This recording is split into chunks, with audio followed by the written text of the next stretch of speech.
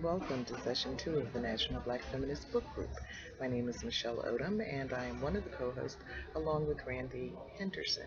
This session runs from August 19th until October 14th, 2014, and we are reading Alice Walker's book, We Are the Ones We've Been Waiting For, Inner Light in a Time of Darkness, Meditation. Our book group meets each Tuesday evening from 6:30 to 8 p.m. Eastern Standard Time on the Google Plus Hangouts on Air platform. You can find the National Black Feminist Book Group on Google, YouTube, and Facebook. Please feel free to join us in reading our story together. Tonight's meeting is focused on the introduction in Chapter 1, Three Fates of Our Selection. We Are the Ones. Has the global enlightenment she mentions helped or hurt our shared condition? He asked some hard questions. Could you repeat the question? Sure. Has the global enlightenment she mentions helped or hurt our shared condition? Well, I definitely, I think it has helped. As I said before, the greater appreciation of cause and effect is significant. For example, I've been dealing a lot the last couple of weeks and really the last few years with what I believe is mental illness all around me. And it strikes me that mental illness can very easily look like hatred or cruelty or the work of the devil. And and once we label it as the devil or hatred, then that commands a certain response from us. We want to respond in kind. We want to give the devil his due.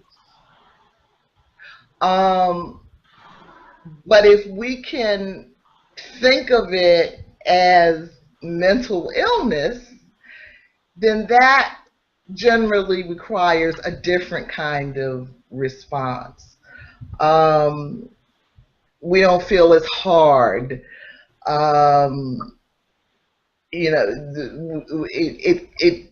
It pulls at our patience in a different kind of way. It leads us toward greater understanding in a different kind of way. And it's hard to do. It's much easier to just say, oh, that was the devil that killed Mike Brown in Ferguson. Let's give the devil his due. So it's much harder. But so yes, I think having a level of enlightenment helps is my answer.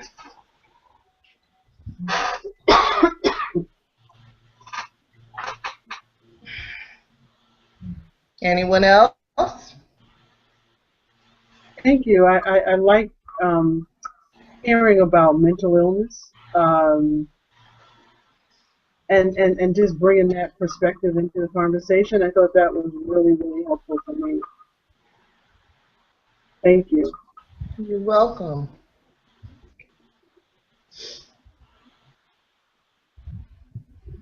Benita, Georgette?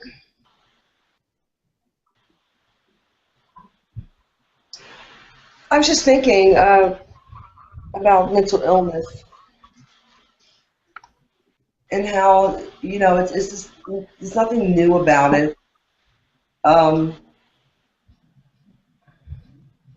It means work. I personally know.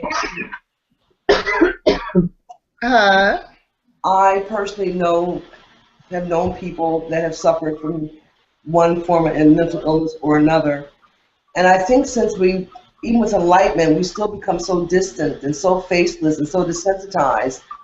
So, we just haven't even put an effort into trying to understand, I feel. Because it means work. And for the past 30 years, or should I say, yeah, maybe 20, 25 years, we've taken on the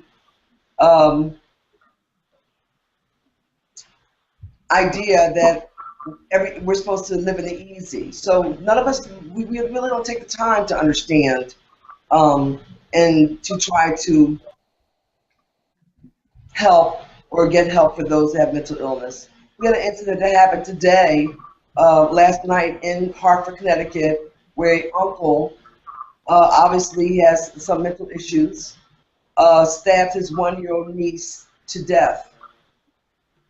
That was just on the news this morning. Mm-hmm. And if you listen to the journalists and even some of the family members, we don't know what happened. The whole 10 yards. 9 out of 10, this person has mental illness and probably had mental illness for a very long time. But once again, we've been taught to live in the easy, to walk around those that we don't want to take a look at. And these are things that happen because of that. It really is sad. And I'm glad you did bring it up, because that's something that really has to be, we have to take time to try to understand. Even if we can't solve all the issues, we at least have to try to understand.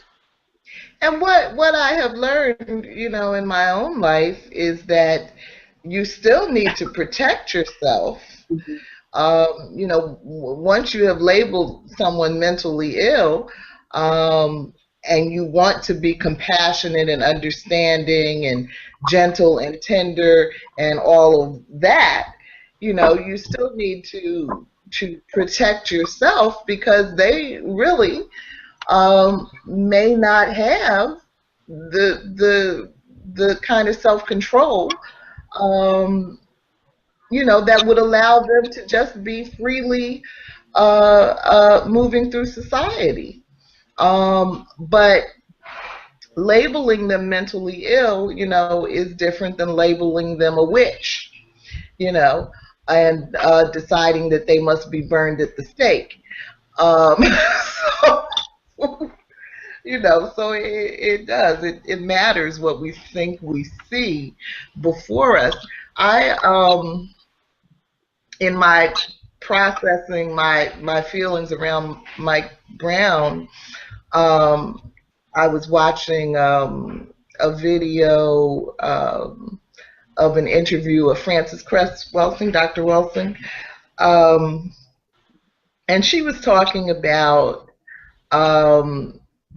Africans being the first people and all of that, and Africans or black people really being the parents of white people. And I thought it was interesting, if we really thought of ourselves that way, how that would change, how that would change how we look at the behavior of white people that is really quite dangerous and lethal in a lot of cases. But if that was your child,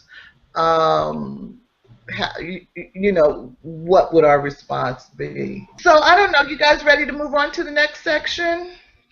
Yeah. I think I just in terms of your last statement, if black people were the parents, then I don't mean to be funny, but yes, I do. I think that then white people have put us in a nursing home, and it's like the worst nursing home ever. We gotta get out. I know that's right. We need to have a revolt at the nursing home. Yeah, I mean, the nursing home got water bugs and you name it, they got it up in this nursing home. I know that's right. But I like Desiree Jordan has.